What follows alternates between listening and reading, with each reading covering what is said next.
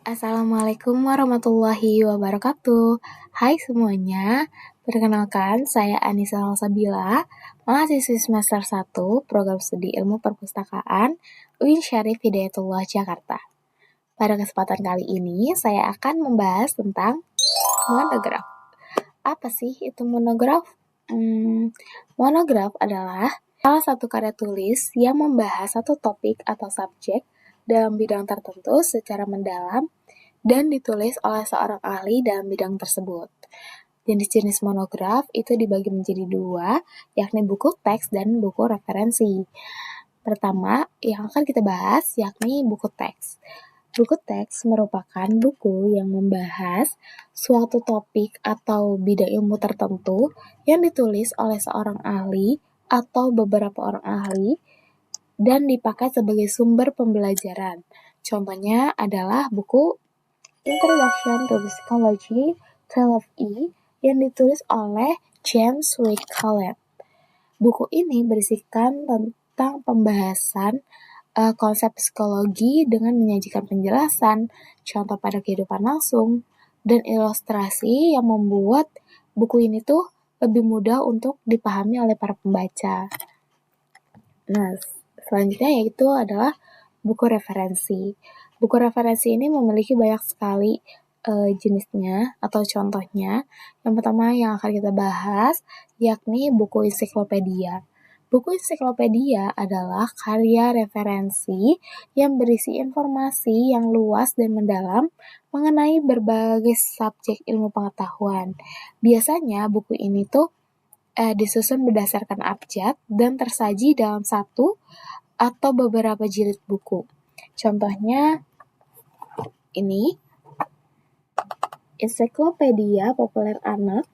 Buku ini tuh sebenarnya merupakan terjemahan dari buku yang pernah diterbitin di tahun 1991 oleh penerbit Dorling Kindersley di Inggris dan diterbitkan kembali di Indonesia ini pada tahun sekitar tahun 2000 oleh PT Ikhtiar Baru Van Hovi.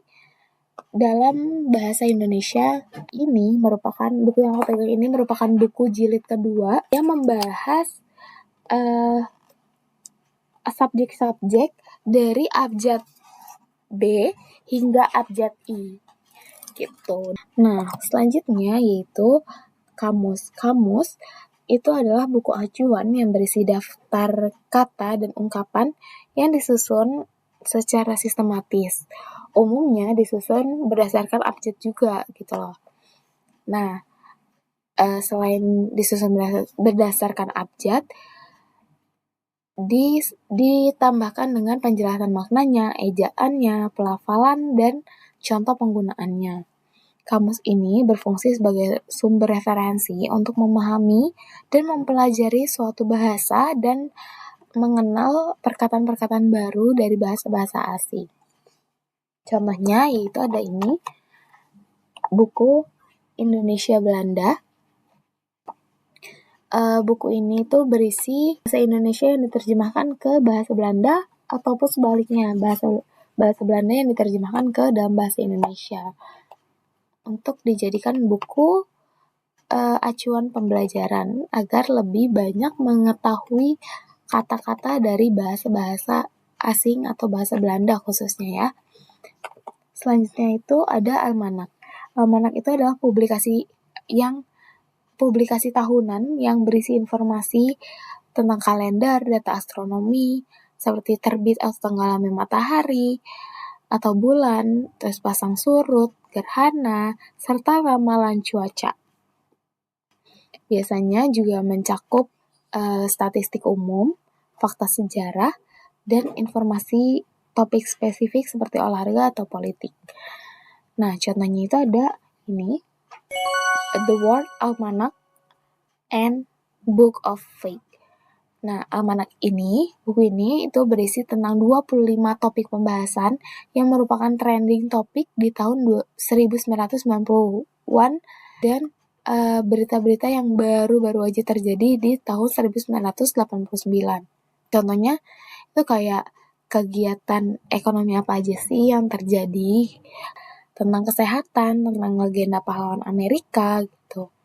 Dan juga tentang penghargaan apa aja sih yang udah diberikan pada bidang sains pada tahun 1989 antara terus ada tentang asal-usul kehidupan di bumi, tentang bidang obat-obatan, teknologi, gen, dan lain sebagainya. Selanjutnya ada sumber biografi. Sumber biografi itu adalah buku yang berisi riwayat hidup seseorang yang ditulis oleh orang lain. Nah, orang lain ini yang menulis riwayat atau buku biografi tentang seseorang itu disebut biografer. Buku biografi itu sendiri menceritakan tentang perjalanan hidup seseorang, termasuk latar belakang keluarganya, pendidikannya, prestasi, perjuangan, atau bahkan sampai dampak yang mereka tinggalkan gitu. Tujuan dari buku biografi ini adalah memberikan inspirasi kepada pembaca melalui kisah hidup sang tokoh. Contohnya di sini aku punya buku biografi tentang Sayyidatul Aisyah, yakni istri Rasulullah. Di sini dijelaskan bagaimana sosok Sayyidatul Aisyah, seperti apa keluarganya, pendidikannya, kemampuan menghafalnya, sampai cerita hidupnya bersama Nabi hingga akhir hayatnya. Nah, selanjutnya yakni ada direktori. Direktori itu merupakan buku rujukan yang berisi daftar nama seperti orang, lembaga, atau organisasi yang dilengkapi dengan informasi tambahan seperti alamat, nomor telepon, dan kegiatan. Buku ini tuh disusun secara sistematis, biasanya mengikuti urutan abjad juga untuk mempermudah pencarian informasi secara spesifik. Contohnya itu sebenarnya ada buku telepon, dan atau di sini aku kasih contoh buku direktori Industri Manufaktur DKI Jakarta tahun 2019. Di buku direktori ini menyajikan informasi beberapa karakteristik pokok perusahaan-perusahaan industri manufaktur besar dan sedang, antara lain itu nama perusahaannya, jenis produksi utamanya, jumlah tenaga kerja, dan alamat yang disusun berdasarkan kelompok subsektor.